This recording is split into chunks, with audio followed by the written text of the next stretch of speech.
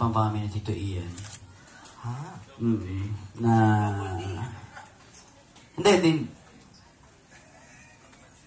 Hindi double take. Double date? What the hell? Nabulan pa ako. Double date. Yun. Ngayon inaayos ko pa kung ano yung gagawin namin sa 14. Pero meron na. Inaayos ko lang kung saan. Pero meron na. Meron ka na rin idea kung ano yung regalo for Kat? Or nabili mo na ba siya? Or na-order mo na? Ganyan, ganon. Hindi pa pwede ibigay yan, di ba? Hindi ko pa nabibili.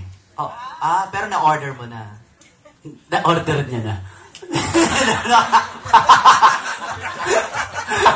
Ibig sabihin, ikaw na lang magbabayad, in-order niya na lang. Pinutsaba mo yung in-order niya na ikaw na magbabayad. Hindi, kasi sinabi ko sa kanya na mas mabuti na siguro ikaw na ang pumili ng talagang gusto mo.